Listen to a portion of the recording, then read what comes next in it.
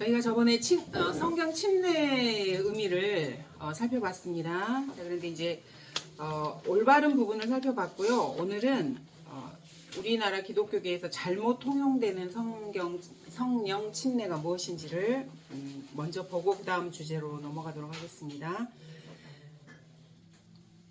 첫 번째로 잘못된 거는 성령 침례하고 성령 충만이 같다라고 잘못 가르치는 것입니다. 성령 침례하고 성령 충만은 완전히 다른 것이죠. 근데 이제 이 사람들이 보통 사도행전을 많이 이용합니다. 그래서 사도행전 2장 4절에 보면 이제 오순절에 성령께서 오셔가지고 모든 사람들을, 그러니까 모든 사람이 아니라 제자들이죠. 제자들을 성령 충만케 하셔서 방언으로 말하는 그 사건이 있습니다. 그러니까 왜냐하면 그때는 성령님께서 강림하신 게 맞아요. 그래서 성령 침례와 성령 충만이 동시에 이루어진 거예요. 근데 지금하고는 조금 그 역사하시는 방법이 조금 다릅니다.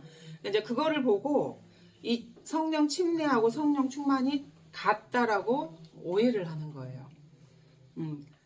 그래서 이제 아시다시피 침례라고 하는 말은 어떤 것에 이렇게 잠기는 것을 침례라 그러거든요. 그래서 우리가 물 침례를 받는 거는 물 아래에 완전히 잠기는 것을 침례라고 표현을 합니다.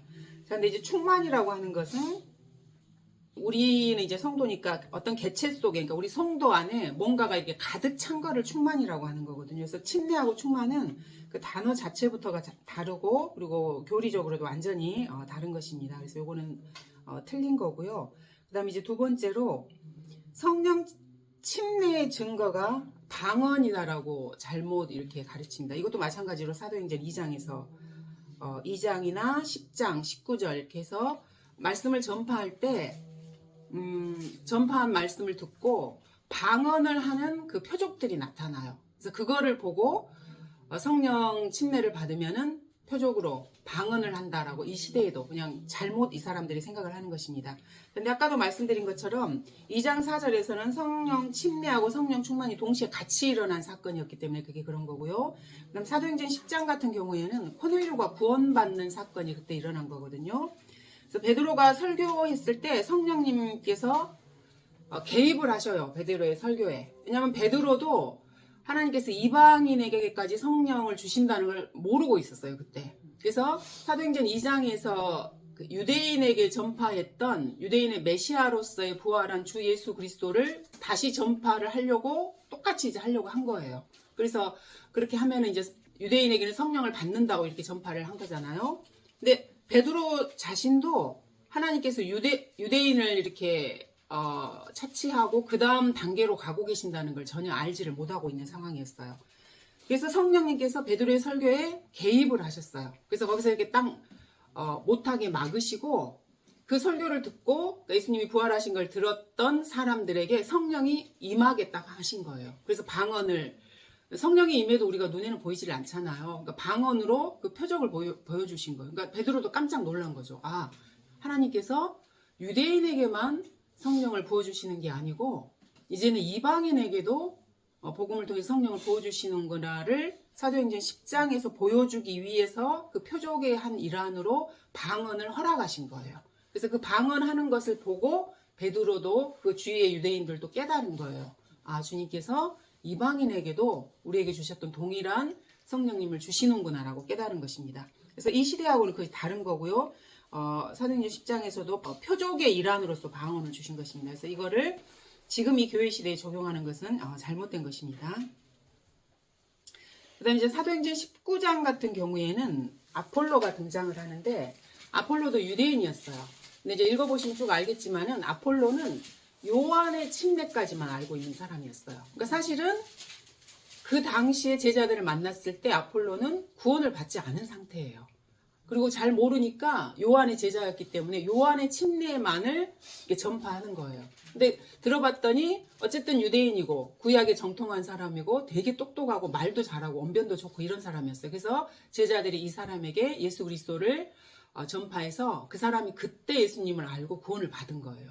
그러면 이 상황에서도 유대인이 이제 요한의 침례만을 알고 있어서 잘 모르는 상황에서 성령님께서 방언을 허락하신 거예요. 그러니까 이런 상황들을 우리가 알아야 돼요. 사도의 표적은 사도들이 죽음으로써 이미 끝난 거예요.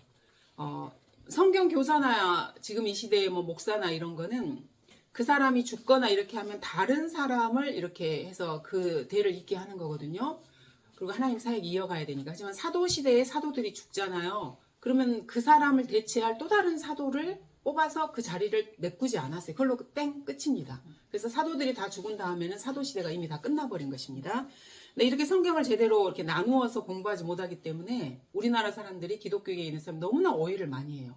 성경에 이렇게 뭐 하나 문장이 있으면은 앞뒤 재지 않고 이 문맥이 전체적으로 어떤 맥락에서 지금 말씀하고 있는가를 전혀 신경을 안 써요. 그냥 그거를 말씀이니까 믿어야 된다고 생각하고 그냥 그대로 자기도 그걸 따라하는 거예요. 그럼 구약에서부터 계시록 22장까지 그런 식으로 말씀을 풀면 어떻게 되겠어요?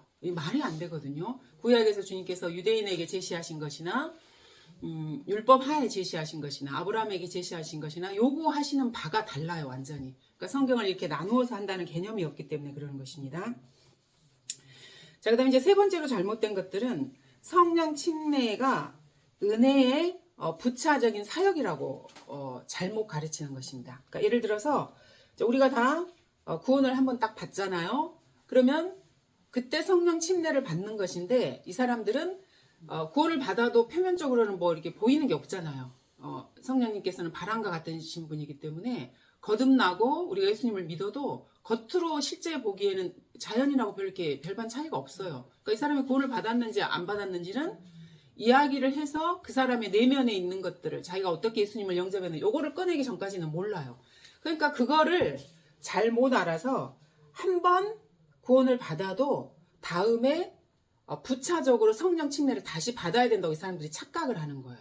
그래가지고 뭐 방언을 한다던가 뭐 신유의 은사를 받는다던가 뭐 환상을 본다던가 뭐 주님을 어떻게 체험을 했다던가 이러면 이제 정말로 성령 침례를 받아서 이제 뭐 하나님의 사람으로 산다 이렇게 착각을 하는 것입니다. 근데 이거는 절대 그렇지 않습니다. 근데 이런 게 나온 배경은 필라델피아 시대에 그러니까 우리 AD 1900년 이후를 우리가 라우티키아 시대라 그래요. 그러면 그 전에는 유럽과 미국에 복음이 정말로 많이 부흥을 했었어요. 그래서 정말 이제 특히 영어를 쓰는 사람들이 대륙을 오가면서 말씀을 전파하고 어마어마한 부흥이 있었어요. 그때 이제 부흥을 했던 그 설교자들이 무디나 토레이나 피니 이런 사람들이 개인적으로 경험한 것들이에요. 그러니까 이거는 성령 충만을 경험한 거죠. 말씀을 이렇게 전파할 때 강력하게 성령님께서 임해서 그 사람을 이렇게 잡고 또 듣는 회중들 안에 이렇게 역사하는 그런 거를 개인적으로 체험을 해서 수많은 사람들이 거듭나고 한 도시가 막 바뀌어요. 그때는. 그래서 술집이 문을 닫고 어마어마한 성령님의 역사가 있었거든요. 그러니까 이거는 복음이 전파됐기 때문에 그런 복음의 능력으로 역사가 일어났던 것입니다. 근데 이거를 사람들이 잘못 알아서 이 사람들의 그 개인적인 경험을 잘못 이해해서 성령 충만을 성령 침례라고 오해를 한 거예요. 그래서 구원을 받고 나면 다시 이런 것이 있다라고 착각을 하는 것입니다. 근데 그 무디나 토레이나 피니가 무슨 방언을 하거나 뭐 하나님을 뭐 체험했다거나 이런 걸 한 게 아니에요. 예수 그리스도의 은혜의 복음을 전해서 그 복음의 능력으로 사람들이 거듭나서 그리스도인으로 살 수 있는 능력을 본인들이 이렇게 받고 그래서 변화된 거예요. 술주정뱅이가 술을 끊고 술집이 문을 닫고 마을 전체가 이렇게 바뀌는 그런 복음의 능력인 거거든요. 근데 그거를 착각을 한 것입니다. 그래서 이제 무지한 많은 교회들에서 성령 침례와 관련해서 이렇게 잘못된 자세를 취하는 거예요. 그래서 자기들이 성령 충만하지 않다는 것을 본인들도 알아요. 근데 믿음이 있는 사람으로 다른 사람들에게 내보이고 싶기 때문에 성령 충만을 흉내내는 거예요. 이런 식으로. 하지만 그 사람들은 성령 충만한 게 아니고 사실은 마귀가 충만한 것이죠. 그래서 그거는 성령 충만이 아니고 악령이 충만한 것이라고 보시면 되겠습니다. 자, 그 다음에 네 번째로 잘못된 거는 성령 침례는 의를 사랑하고 죄를 미워하는 조건을 충족시킨 사람에게만 행해진다라고 이 사람들이 잘못 가르칩니다. 근데 이 사람들이 내거는 성경 구절로는 이 사람들도 다 성경에서 뭐 이렇게 뽑아서 해요. 물론 자기들 멋대로 하는 게 많이 있긴 하지만은 시편 45편 7절에 보시면은 이렇게 말씀하십니다. 자, 왕께서는 의를 사랑하시고 악을 미워하시나니 그러므로 곧 당신의 하나님께서 당신께 기쁨의 기름을 부어 당신의 동료들보다 우위에 두셨나이다. 자, 이 말씀을 근거로 해서 이렇게 행하는 사람에게 주님께서 성령 침례라는 뭐 방언이니 기타 등등의 그런 표적을 주신다라고 잘못 가르치는 것입니다. 근데 이 구절은 교리적으로 성령 침례를 말하는 것이 아니고요. 주 예수 그리스도에 대한 성령으로 기름 부음을 받는 것을 교리적으로 말씀하시는 거예요. 그러니까 예수님에게 해당하는 그 교리적인 부분들을 사람들이 오해해서 잘못 아는 것입니다. 그리고 요한복음 3장 34절에 보시면은 하나님께서 보내신 분은 하나님의 말씀을 말씀하시나니 이는 하나님께서 그에게 성령을 한량없이 주심이라는 말씀이 있거든요. 이것도 그 사람들이 인용을 해서 하는 거인데 이것도 마찬가지로 1차적으로는 하나님께서 보내신 분이라는 말은 주 예수 그리스도를 말하는 것입니다. 그래서 예수님께 하나님께서 성령의 기름을 부으셔서 말씀을 이렇게 전파하게 하신다는 그 내용입니다. 그리고 누가복음 4장 18절에서도 예수 그리스도께 성령의 기름을 붓는다는 그런 맥락 하에서 문맥에서 나오는 것입니다. 그러니까 이렇게 성경을 잘못 적용함으로써 성령 침례와 성령 충만을 오해해서 생긴 것들이라고 할 수 있습니다. 자, 이렇게 해서 성령 침례에 관련해서 사람들이 잘못 알고 있는 부분들을 저희가 살펴보았습니다.